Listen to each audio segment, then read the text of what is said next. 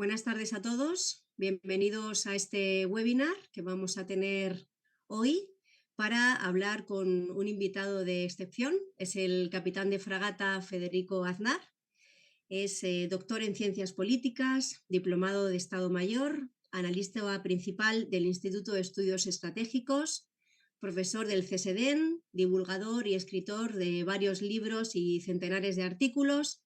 Esto entre otras muchas cosas de su currículum que vamos a limitar aquí para no excedernos.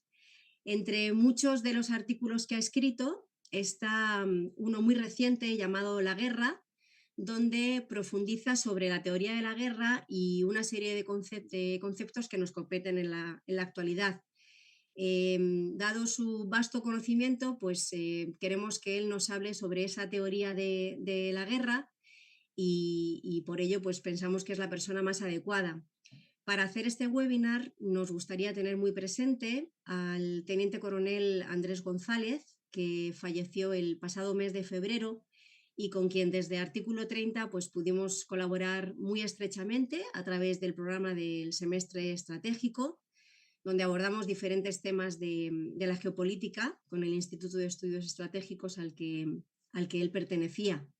Así que desde aquí nuestro homenaje para él. A continuación, pues le doy la bienvenida al capitán de fragata Federico Aznar y les voy a dejar con mi compañero Javier Santamaría, que va a ser quien va a dirigir esta sesión. Muchas gracias. Muy buenas tardes. Comprender la guerra no es justificarla.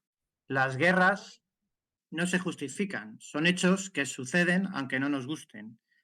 La guerra tiene una finalidad y no solo es una actividad política, de hecho es ante todo una actividad política. Si el equilibrio geopolítico se ve alterado por la guerra, tenemos que saber cuál es su impacto y alcance. Con nuestro invitado analizaremos la guerra en todos sus distintos niveles y comprenderemos temas como el papel que tiene la opinión pública en los conflictos, las distintas fases de las crisis bélicas y su gestión, así como la guerra asimétrica, la guerra híbrida, la zona gris y toda aquella desinformación. Les dejamos ahora pues, que hable don Federico, el experto, y bueno, pues quedan abiertos los comentarios y la sesión dura hasta las 7. Muchas gracias. Pues la verdad, un privilegio y un honor encontrarme hoy aquí. Se ha citado a mi querido compañero Andrés González Martín, a quien este libro, editado por El Viejo Topo, está dedicado, y que es fruto de una experiencia que hemos compartido él y yo durante los últimos 14 años, probablemente. En fin, yo he aprendido mucho de él y él disfrutó mucho con nuestras peleas, porque quienes se quieren y quienes tienen muchas cosas que decirse, se pelean un día sí y el otro también, pero para reconciliarse al siguiente. En fin, vaya en mi recuerdo con él. Este libro es el resultado de esa experiencia, es una experiencia de 19 años, mi tesis doctoral.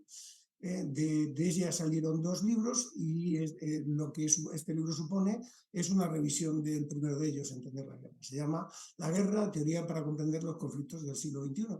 Y va paralelo a otro que saldrá en el mes de septiembre, que probablemente, hasta el último momento, yo soy como Nadal, hasta el último momento no digo que es el último partido, pero se llamará probablemente Geopolítica, claves y tendencias.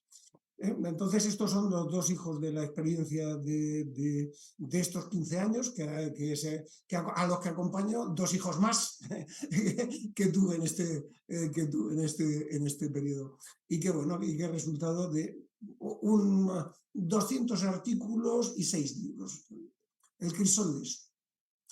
Y todo esto va dedicado a polemología. ¿Qué es la polemología? Polemos pantón. La guerra es el padre de todas las cosas, de unas de dioses, de otros esclavos, de otros hombres libres, ¿no? Y entonces, pues estamos acostumbrados a entender la guerra como una serie de imágenes, de grandes explosiones, de edificios que vuelan, de cuerpos despedazados. Y la guerra es ciertamente un drama, pero es un drama político. Y es un drama dramático, porque al drama se añade que tiene un sentido y una finalidad política. No son meros cuerpos destrozados, no son solo tragedias, son tragedias a las que la acompaña la política. En la batalla de Bermún hubieron tres muertos y 140 prisioneros. Y en la batalla de Ñani hubo un muerto por caída del caballo. Pero decía Butul que estas eran guerras que tenían sentido. Y sin embargo, la Primera Guerra Mundial, que provocó 25 millones de muertos, han pasado más de 100 años y se siguen preguntando el sentido de esa guerra. Y probablemente su drama fuese que careciese de ningún sentido político, de ninguna orientación, y que fuese simplemente una combinación de circunstancias, un atentado grave, el de Sarajevo, unido a la incompetencia o a líderes políticos mediocres y líderes militares igualmente mediocres. Hubieron 27 guerras mayores en el siglo XVI, 17 en el XVII, 10 en el XVIII, 5 en el XIX y 5 en el XX. En el siglo XIX murieron en combate 15 millones de personas en Europa.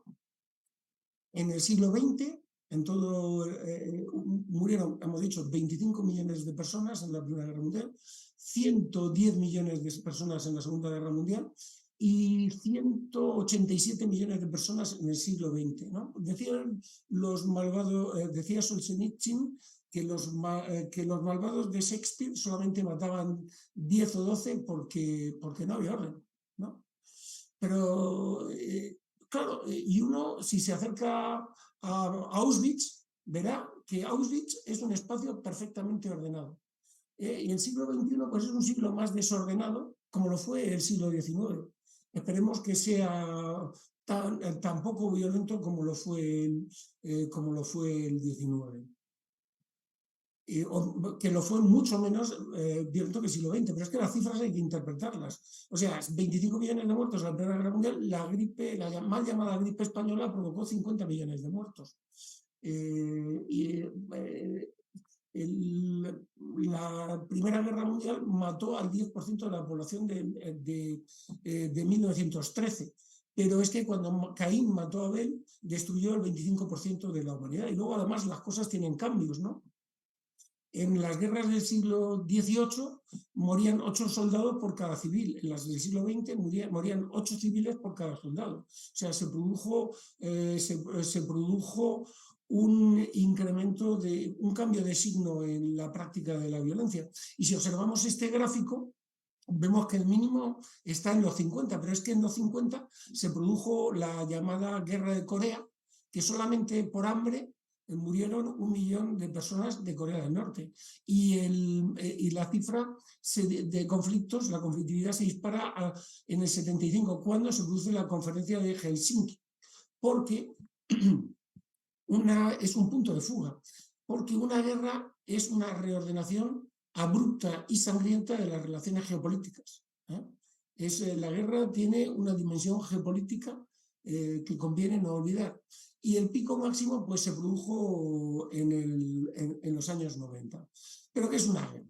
Si nos vamos al diccionario de la Real Academia, pues nos encontramos que tiene una serie de significados amplios que van desde la lucha armada hasta una disidencia o combate moral. No se explica muy bien. Me gustó mucho lo que decía Butul, la lucha armada y sangrienta entre agrupaciones organizadas. ¿Qué quiere decir esto?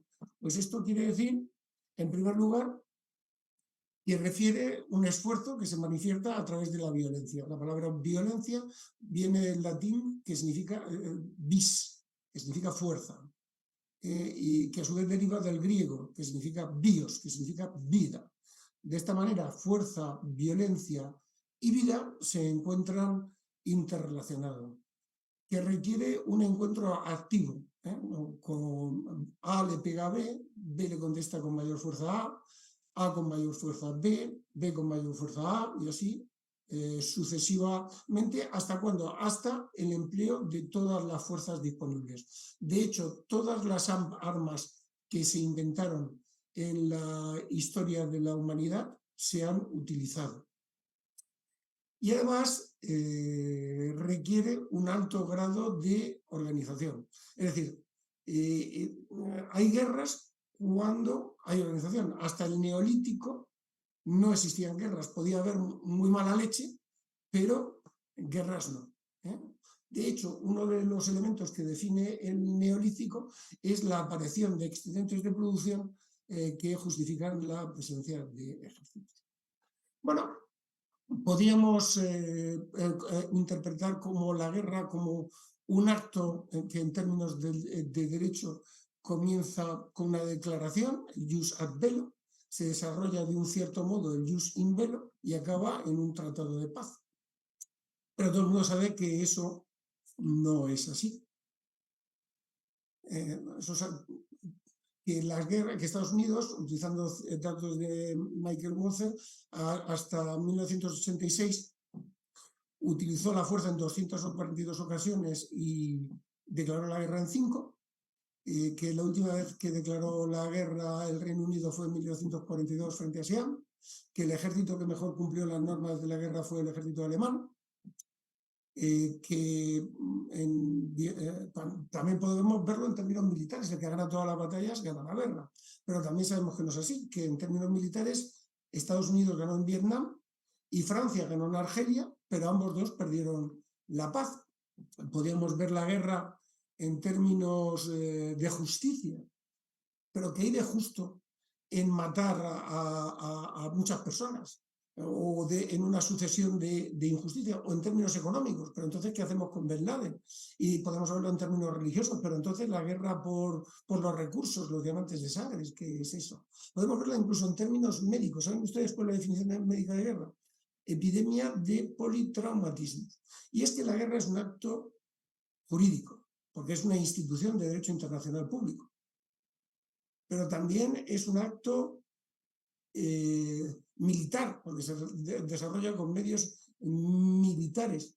Y es que es un acto médico, porque hay hospitales. Y es un acto económico, y es un acto social, y con componentes. Pero la guerra es un acto político, y el que no la entienda en clave política no entiende de lo que estamos hablando y corre el riesgo de cometer un grave error. El análisis que se hace de toda guerra, por ejemplo, la conducta del Daesh, por ejemplo, se puede analizar en términos teológicos, pero debemos hacer un análisis político de ella para entenderla bien. Si no hacemos un análisis político, nos equivocaremos. Además, la guerra es un hecho social. No es la misma guerra que hace un pueblo pastor que la hace un pueblo agricultor.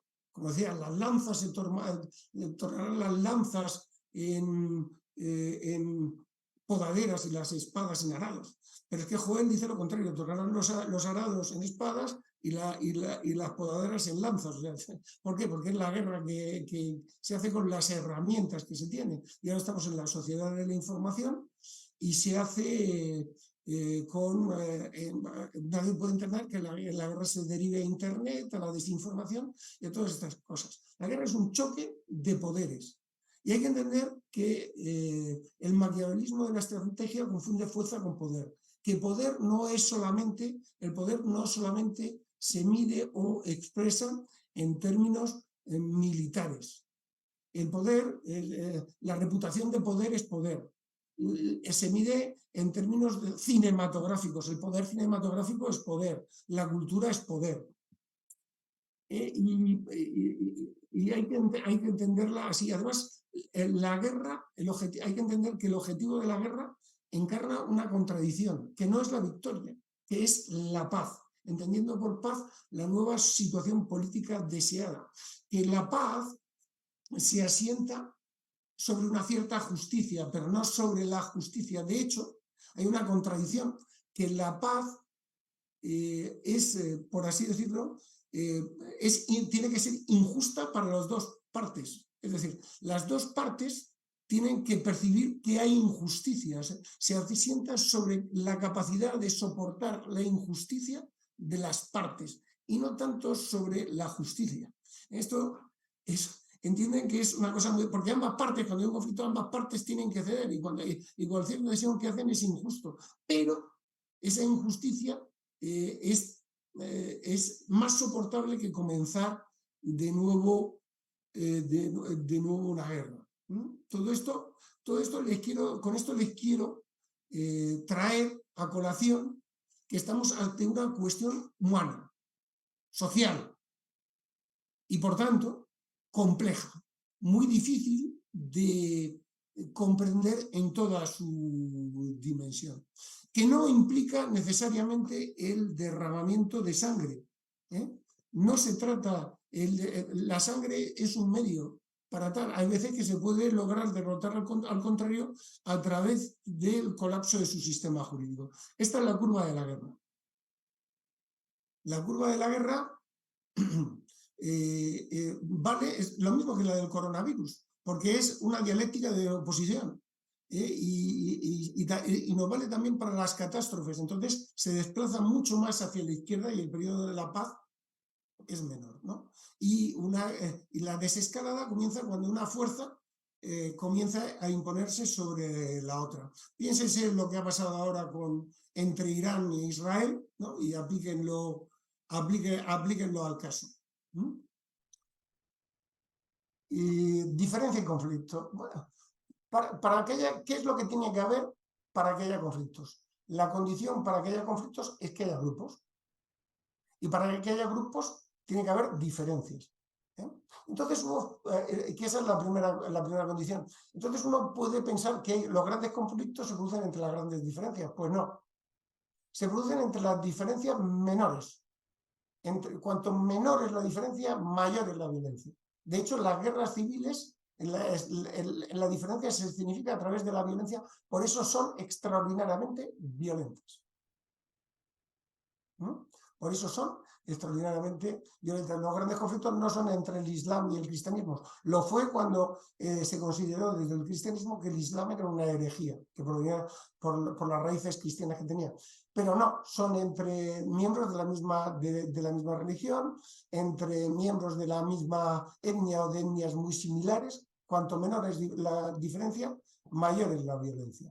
Y de eso se dio cuenta Freud en un libro que se llama El malestar en la cultura. Yo les voy a ir dando algunas referencias de libros por si les interesa a ustedes el autor, para que puedan profundizar en la materia. Norberto Bobbio habla de una relación entre guerra y derecho, la guerra como objeto del derecho, el jus in bello, el derecho en la guerra. Fíjense ustedes lo paradójico que es la guerra, que la guerra está prohibida en derecho, pero sin embargo, a pesar de estar prohibida, se regula en derecho. Dice, ¿por qué? Porque saben que se va a producir y aunque, como lo saben, la regulan, pero ya no se llama derecho de la guerra, si acaso derecho internacional humanitario, derecho internacional de los conflictos armados, sino que se le da en vez de otro nombre, derecho internacional humanitario, que es lo cual te viene a decir que lo humano es muy complejo.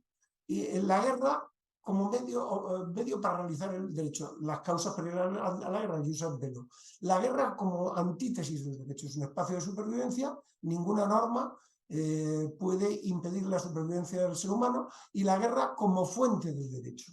El que gana la guerra convierte en delincuentes a las personas que los pierden. En Nuremberg no se juzgó a ninguno de los miembros de los aliados por los mismos crímenes por los que se juzgaron a los alemanes. ¿Existen guerras justas? Pues mire usted, guerra, hemos dicho que pertenece a la política, la guerra es una actividad política, y lo que es justo o injusto pertenece a la ética o al derecho. Con lo cual, si estamos entre dos elementos, entre dos conceptos que pertenecen a planos distintos. Con lo cual, no hay una respuesta a eso. Es como hablar de la soledad sonora o de un sonido verde. Son ámbitos distintos con algún elemento en común, pero no son planos equivalentes. Entonces, genera una suerte de bucle melancólico. ¿Cómo puede ser justo matar a un lechero que esté en el bando equivocado, en el bando de lo malo? Será necesario, pero justo no lo será nunca. Políticamente necesario. Puede ser,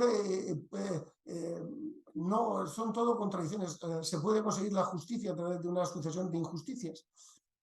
Por tanto, es un concepto que no tiene respuesta. A mí me gusta mucho la definición que hace Maquiavelos, que es que lo utiliza dos veces, que es una cita de Tito Livio en su Historia de Roma, que lo utiliza tanto en la historia de Florencia como en El Príncipe. Son justas las guerras que son necesarias, son piadosas las almas cuando no hay esperanza fuera de ellas.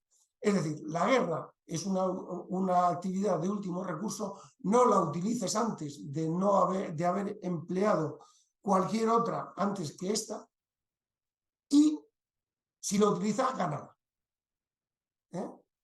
Y si lo utilizas, ganarás. No tienes otra opción que eso, si no, será injusta. Y para hacer una guerra tienes que comprenderla. Por ejemplo, la guerra de Vietnam se planteó como un conflicto ideológico, cuando fue un conflicto nacional. Y la guerra de Irak se planteó como lucha contra un tirano y contra el terrorismo, y luego se transformó en un conflicto religioso. Hay que comprender la guerra. Hoy vivimos en un mundo, el mundo del siglo XX era un mundo ordenado, pero el orden era la destrucción mutua asegurada. Hoy vivimos en un mundo que es menos estable, que se está más desordenado y que nosotros lo percibimos como más inseguro. No obstante, la caída del muro de Berlín es el hecho decisivo de los últimos 50 años. Desde entonces se ha producido una caída de la conflictividad. El 11S solo supuso un incremento circunstancial de la conflictividad. No obstante, a partir de 2016, el gasto militar mundial se ha incrementado. Y los 2 últimos años, pues este gasto se ha disparado a nivel global. Pero hay que decir que esto es la norma común. Hay una parte del mundo en que desde 1990 el gasto militar se ha incrementado, que es Asia-Pacífico. En fin, las guerras, la globalización nos ha acercado a todos, y al acercarnos a todos, y recordando lo que habíamos dicho de Freud, ha exorbitado las diferencias. Se han producido un mayor número de conflictos porque se perciben las diferencias, porque las diferencias, aunque son menores, se encuentran más próximas. O sea, y eso pues ha generado una conflictividad, pero el problema es que son conflictos de identidad. Y los conflictos de identidad no tienen una solución militar, entre comillas, apropiada, porque la solución militar apropiada es matarlos a todos, que dirían los cátaros, mátalos a todos y Dios escogerá a los suyos. Y esa no es una solución para Occidente. Entonces, la herramienta militar lo único que sirve es para aplazar el conflicto real, y permitir la aproximación y permitir la mutua comprensión dentro de lo que es la globalización. La globalización no es un fenómeno pacífico, es un proceso de racionalización cultural. Y eso no la hace necesariamente un fenómeno pacífico.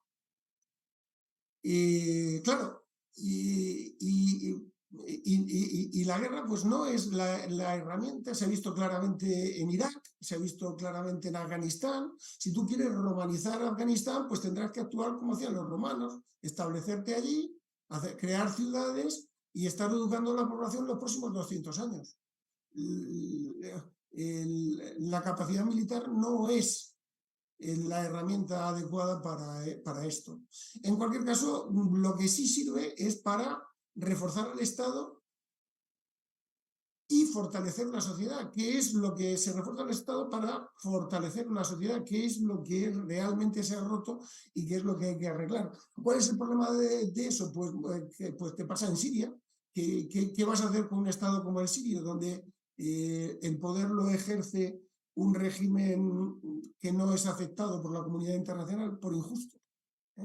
Y luego además que tiene el entorno, tienes que encontrar un entorno nacional, un entorno regional que sea favorable para la resolución de este conflicto.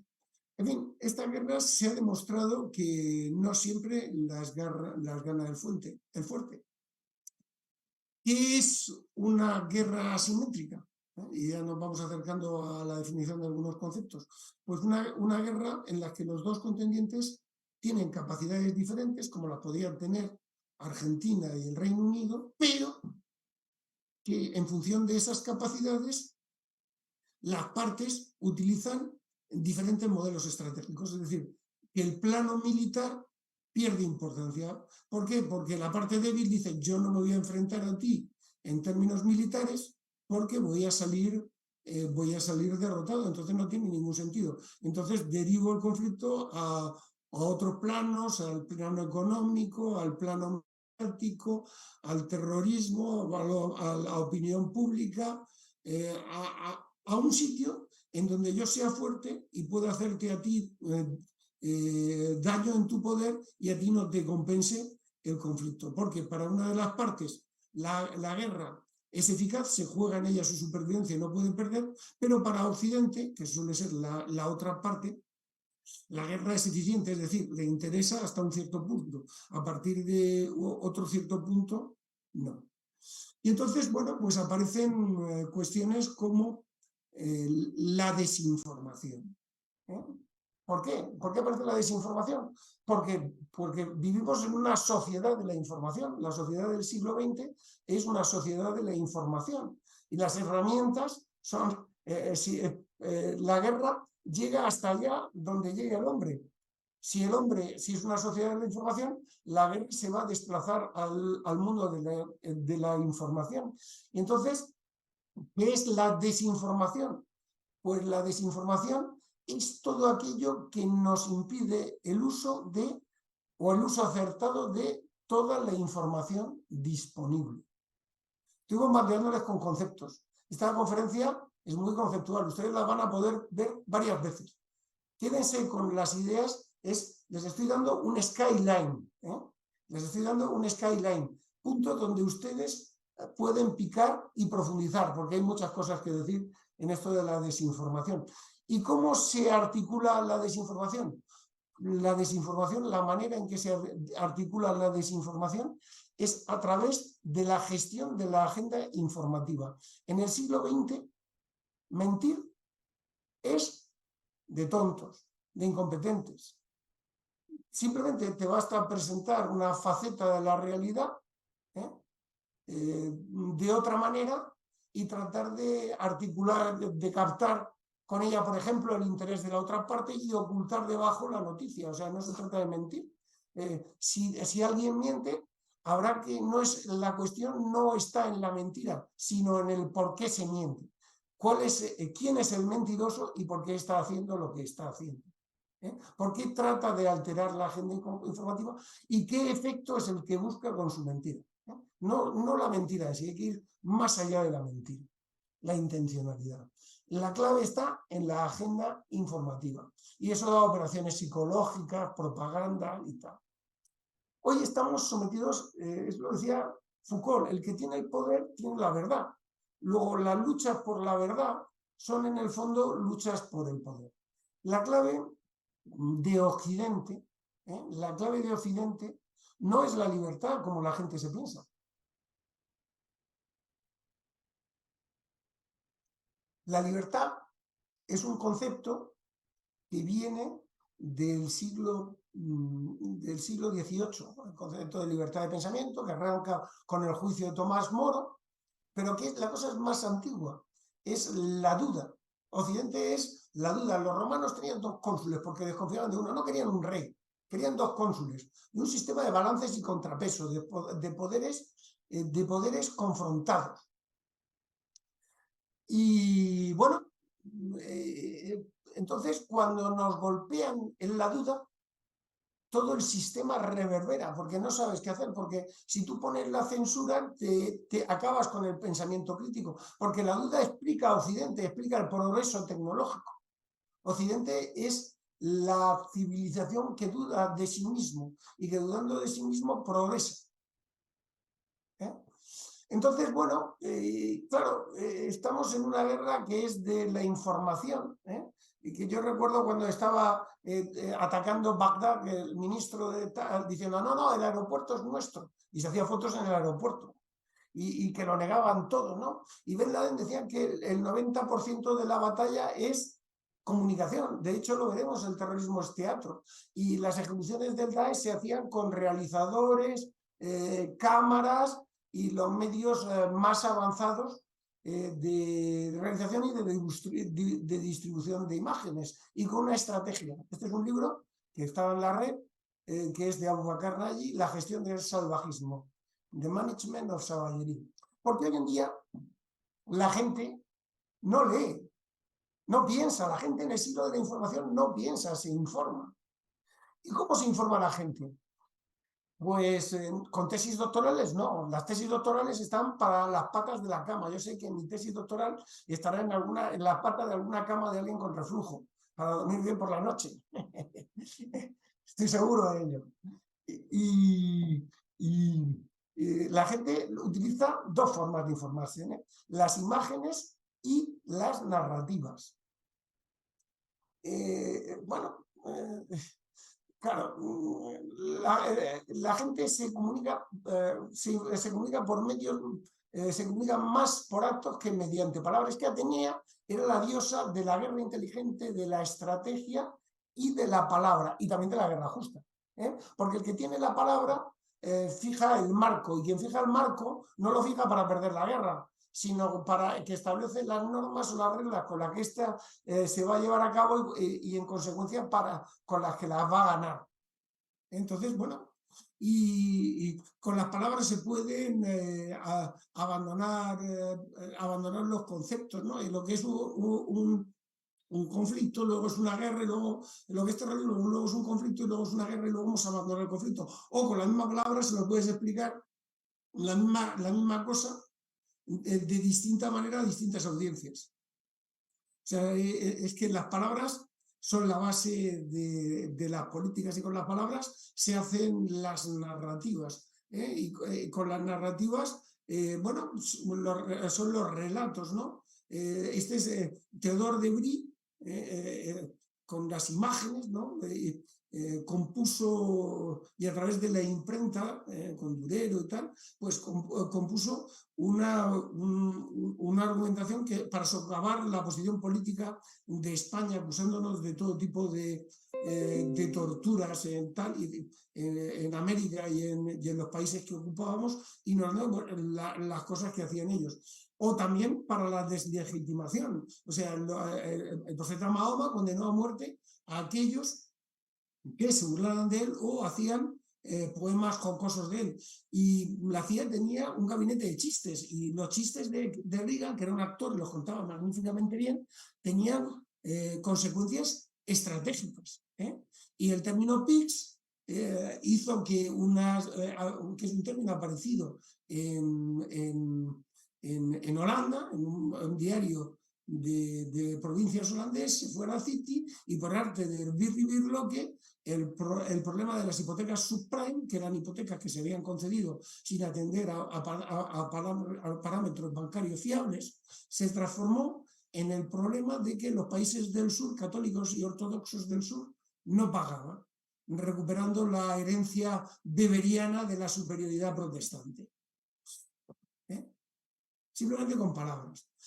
Y luego están las imágenes, ¿no? Las imágenes. ¿Cuántas ametralladoras más hay que dotar al tanque para que derrote al niño? Si es que al tanque no le han puesto, alguien ha escogido esa imagen, y a lo mejor está un RPG apuntándole y no se le ve, porque no se le presenta, porque no es el objeto, porque en la fotografía está la pregunta, la respuesta, y es una aproximación real al problema, pero sin el contexto. Con lo que es un discurso completo, y le facilita el análisis y el tiempo, y puede haber otros considerandos que no son tomados en consideración. Y entre estas dos fotos, pues existe la misma combinación de colores, de imágenes y de circunstancias, ¿no? Y una y otra corresponden a momentos, bueno, pues que pueden ser equiparados como similares. Y bueno, estas imágenes no andan solas, se toman y se ponen en circulación junto a unas narrativas que son las que luego luego sí van a explicar la guerra, pues la guerra de Vietnam, pones 3 fotos como estas y las explicas. Pero te cuesta más trabajo explicar que ahora Vietnam es uno de los 10 socios comerciales de Estados Unidos y que el presidente Biden ha estado hace poco en Vietnam, ¿no? Porque la gente no piensa, actúa y siente, sino que siente, piensa y actúa. Porque el sentimiento precede al pensamiento como la música a la palabra. Yo les invito a que hagan un ejercicio. Esta transparencia que les pongo aquí corresponde a un libro, 1984, fundamental para comprender el siglo XXI, de una película que se llama Silencio, ¿no? Y entonces es para que vean los juegos emocionales, como el hombre es un animal racional e irracional. Cómo somos, se nos pueden cambiar el orden y los sistemas de valores, pues a través de distintos juegos de claros oscuros, ¿no? Y cómo yo les propongo que lean primero 1984 y después vean Silencio.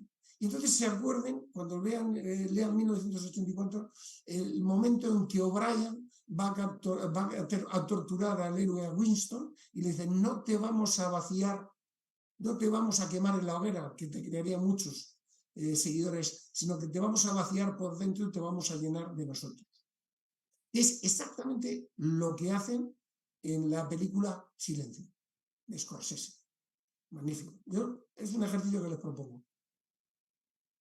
En fin, una narrativa es una historia, es un mito, es un discurso que evoluciona con el tiempo, es una forma emocional de interpretar el mundo, que constituye una selección de hechos, de referencias, de puntos de vista, de piezas del pasado que sirven para expresar el futuro, y de imágenes, ¿no? Porque se alimentan también de imágenes, en la que acción, mensaje y causa se encuentran interrelacionados. Sin narrativa, por ejemplo, violencias como el terrorismo no tendrían sentido. La narrativa no describe la realidad, sino que la crea y genera el espacio ético que hace posible la acción política, incluso la violencia.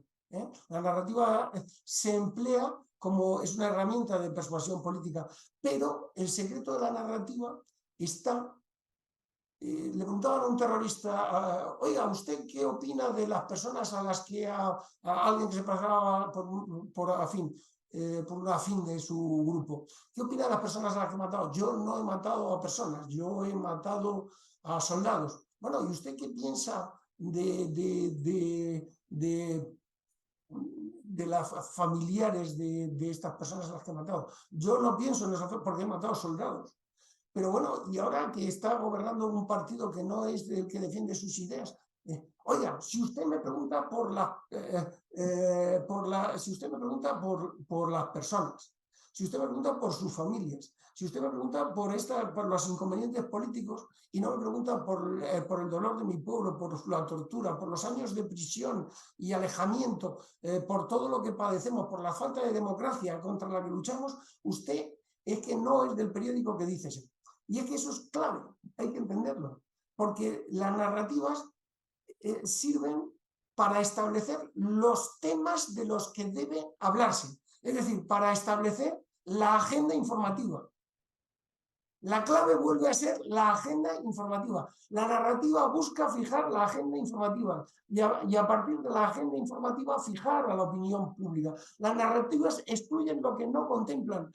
Hitler lo decía: los partidos políticos pueden hacer concesiones, las ideologías jamás, porque las ideologías son muy frágiles y cuando toman en consideración algo que no es tan previsto, se desmonta. La fuerza de una narrativa está no en la fuerza de sus ideas, sino en su dominio del silencio. Y la fuerza del terrorismo no es la fuerza de los terroristas, sino la fuerza de la narrativa terrorista. Cuanto más fuerte sea la narrativa terrorista, más fuerte será el terrorismo. Lo relevante del terrorismo, el centro de gravedad del terrorismo, no es la violencia, es la narrativa. Hay que parar la violencia, pero sobre todo hay que anular la narrativa, porque si no anulas la narrativa, una generación tras otra vendrán y irán relevándose.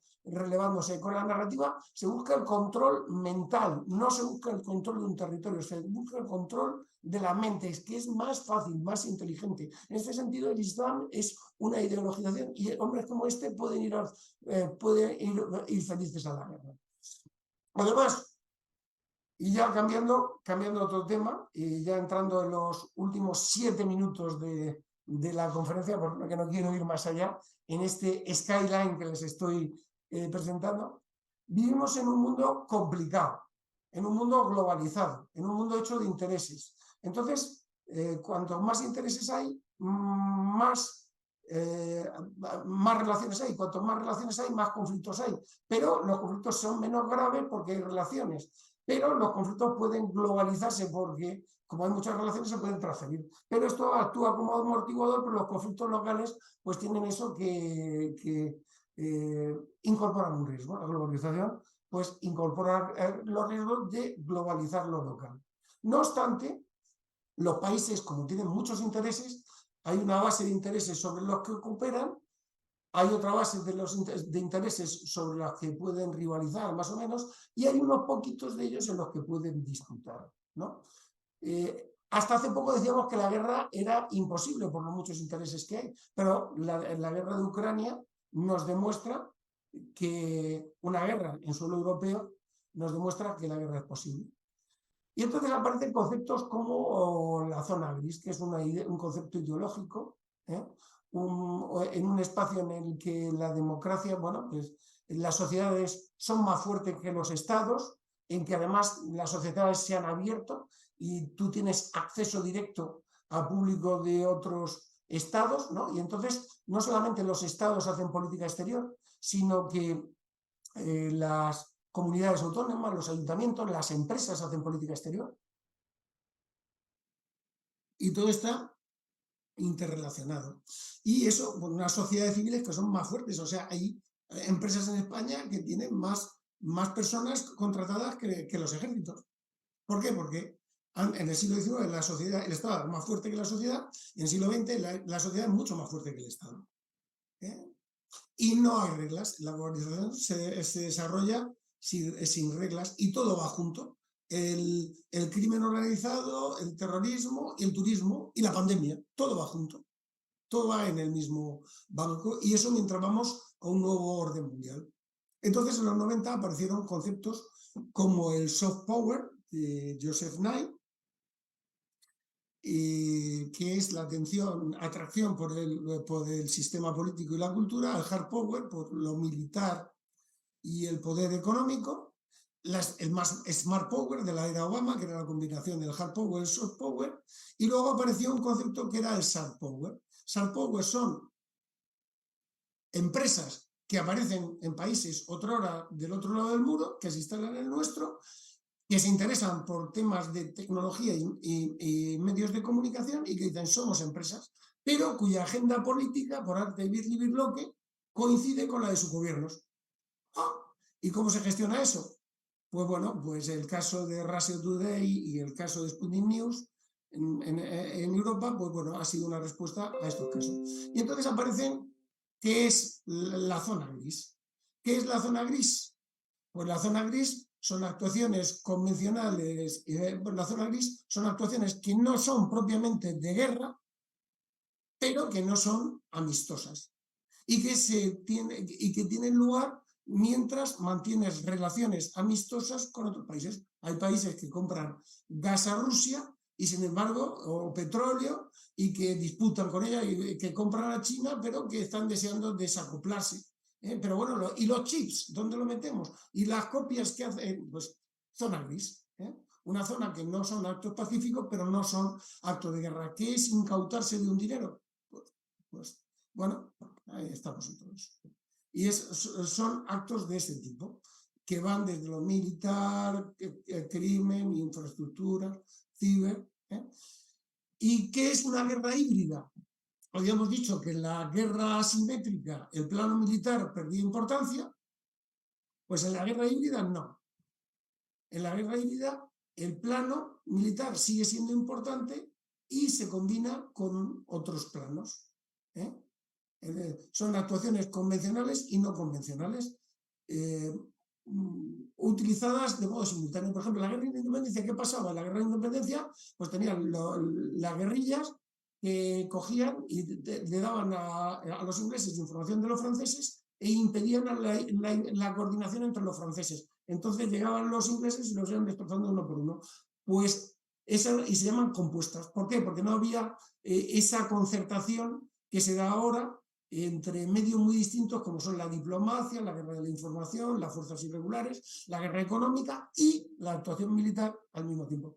Gestionar eso es muy complicado, pero recordemos que la guerra es un choque de poderes y que no solamente el poder en la guerra se reduce a lo militar.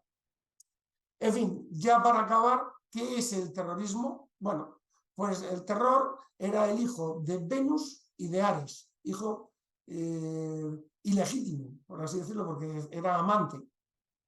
Es decir, el terror es hijo de la violencia y de la belleza.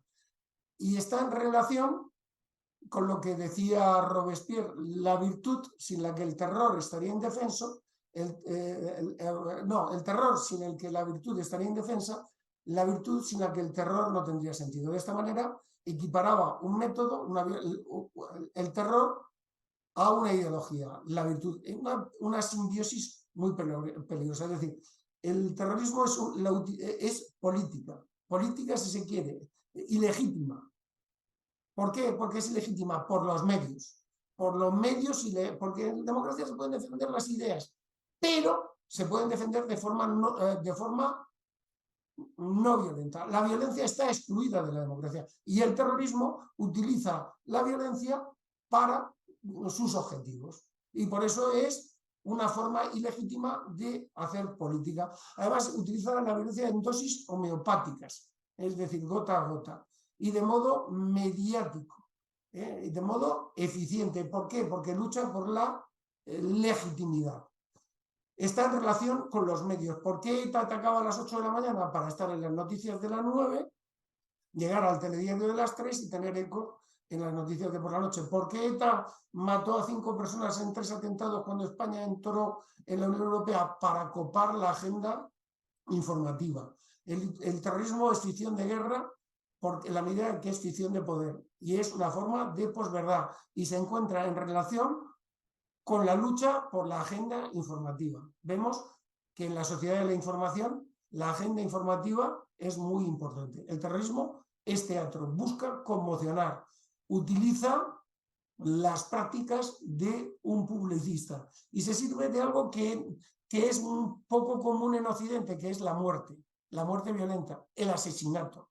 Sin embargo, el terrorismo en América Latina no funciona. ¿Por qué? Porque en Occidente es más probable morir por un rayo que ser asesinado, pero en América Latina hay países que llegan hasta 90 por 100.000 habitantes, cuando en España la cosa está en 0,7.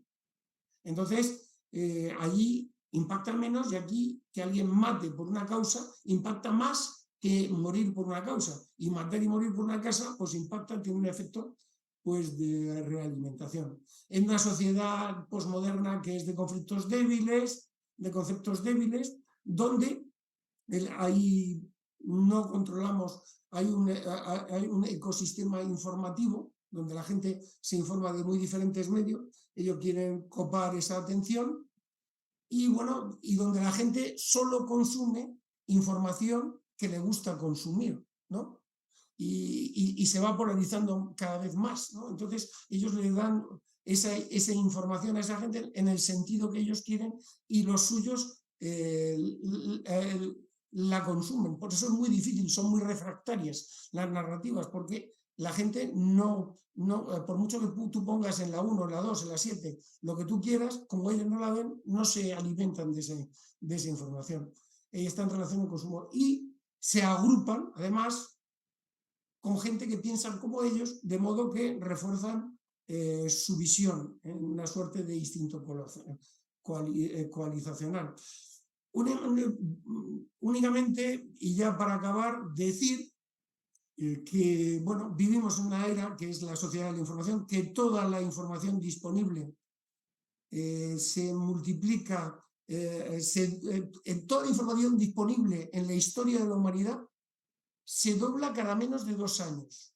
Que la clave no está en la información, sino en acceder a la información correcta y en unos ambientes emocionales en el que no solo está la información disponible, sino la emoción que esa información te suscita.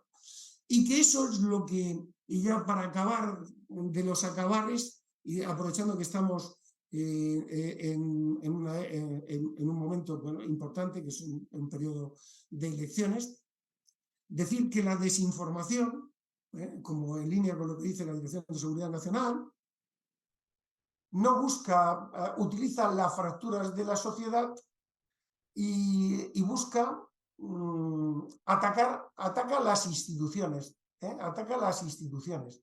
Eso es lo que se pretende con esta forma de zona gris que se emplea y que para ello utiliza las crisis. ¿Por qué? Porque una crisis es un momento, genera una crisis en la información que ha de resolverse sobre la marcha. Y si no gestionas bien la información, piensen ustedes, por ejemplo, en una discoteca que arde, si la gente sale en orden, como en ese avión japonés que se incendió hace poco, que salieron todos en perfecto orden, tal, se producen grandes debates. Es decir, la crisis es un momento subjetivo que genera una emocionalidad que dispara las alarmas y, bueno, pues y que hace, bueno, que el problema informativo sea un problema particularmente importante, ¿no? Y si luego se resuelve después, después no tiene importancia, no es, bueno, no, sí tiene importancia, pero la crisis, por ejemplo, una crisis puede provocar un incendio, puede provocar 3 muertos por el incendio en sí y 5 más por los humos, pero a lo mejor por aplastamiento puede provocar un centenar de ellos, por una mala gestión de la información. Y que en los momentos, por ejemplo, las elecciones, por ejemplo, del presidente Trump, lo importante no era apoyar a un candidato que te sea favorable, que si lo apoyas y tiene resultado mejor. Lo que se trataba en aquella época, con los ataques que recibió en 2016 la candidata entonces, se me olvida el nombre de... Lo importante Hillary era Clinton. atacar a la... ¿Perdona? Hillary Clinton. Hillary Clinton, lo importante era atacar a las reglas de juego. Y bueno, ya quiero dejarlo aquí porque creo que creo que he hecho una buena avalancha de conceptos. Son cosas estas que... bueno, el libro que he escrito es muy grande, es muy largo, porque son muchos los conceptos y muchas las ideas que hay que desgranar. La idea es que quiero transmitir es que no estamos ante un fenómeno que sea simple, sino que es un fenómeno, la guerra es un fenómeno muy complejo y que no es solo una actividad militar y que la guerra no se puede reducir a lo militar, que la guerra, señores, es política y hay que entenderla en términos políticos, porque si no, no la entenderemos nunca.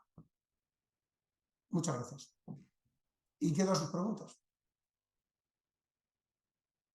Pues muchas gracias, Federico. La verdad es que ha estado súper interesante, la verdad, el tema. Y la verdad es que animo a la gente a que lean su libro. Le quiero hacer una pregunta y si se puede 2, ¿vale? Que se nos va el tiempo. Para usted, ¿cuál es el error persistente que usted ve en la opinión pública cuando se hacen los análisis de los conflictos contemporáneos?